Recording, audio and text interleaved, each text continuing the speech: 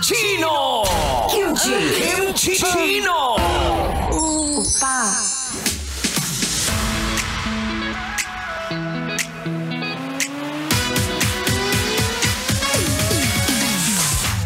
At nagbabalik ang Spicy Opa mo sa radyo na hindi lang gwapo, aba syempre masarap din.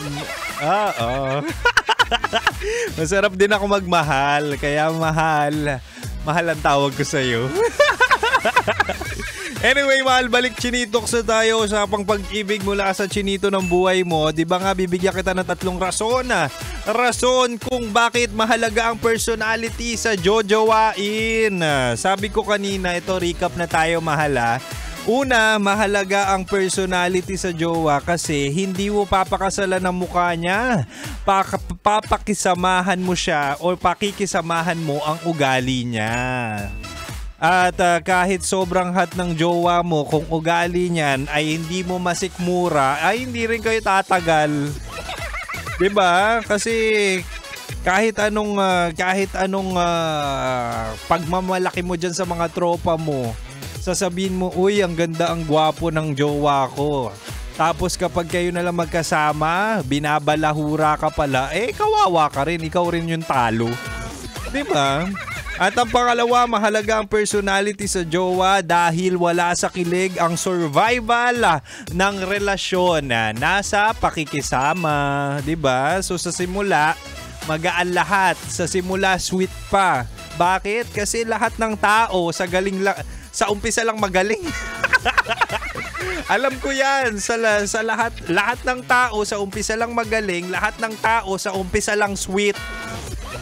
At yung mga pagkakataon na ganyan, syempre best foot forward kapag umpisa. Nasa honeymoon stage pa lang kayo. Sa galing lang maumpisa. Ito si Boy Pindot kung ano-ano na naman sinasabi. Anyway, maraming tao ang magaling lang sa umpisa. So kailangan mong suriin, kailangan mong i-check maigi ang ugali, ang personality, bago mo isuko ang bataan.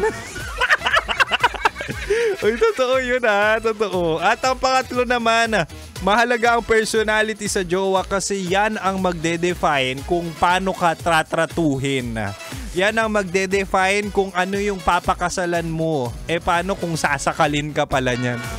Diba? Kaya dapat, mahal, mabait na partner, safe at secured ka in the near future. Pero pag pangit ang ugali, kahit anong effort mo, lagi kang talo. Kahit anong gawin mong lambing, kahit anong gawin mong pagmamahal, mali pa rin. Naalala ko dati, mahal, si Kim Chino talaga nga namang nagmahal ng artistahin at ang ending, ako lang din yung kawawa. Masarap lang sa una pero nung tumagal ay parang dusa.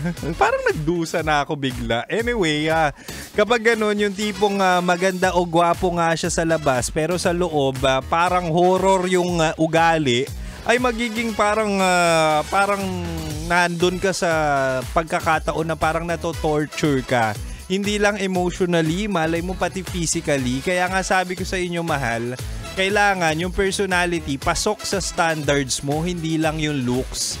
Kasi eventually, bakit ka nagjojowa? Syempre nagjojowa ka para mapakasalan. Tama, mali? Yung iba kasi dyan nagjojowa para tumikim. Alam ko yan, para kayong si Boy Pindot gusto tikim lang ng tikim. Hindi, always remember, date to marry. Mag-date kayo ng taong nakikita nyong papakasalan nyo na at kasama nyo habang buhay. Kaya kung habang buhay ang goal mo, hindi lang dapat sa itsura. Kasi kapag tumanda yan, papangit at papangit. Kukulubot at kukulubot din yan kung gaano kagwapo o kaganda yan. Tatanda at tatanda yan, pero yung ugali hindi nagbabago.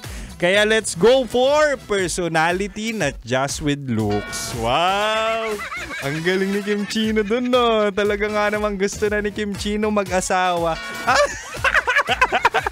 Anyway, mahala. Sana yung Chinitox natin mabago yung pananaw mo. At makakasama pa rin naman ako bukas. Chinitox ulit tayo. 6 to 9 p.m. pa rin ng Spicy Opa mo sa radyo na kapag natikman mo, hahanap-hanapin mo. Ako to si Kim Chino at ako'y magpapaalam na. At susunod na po si Raketera at Titan Jello sa kanilang programang Rocky Secret Files with Titan Jello. Mahal, manatiling nakatutok dito lang sa 90.7 Love Radio. Kailangan pa bang i-memorize yan? Basic!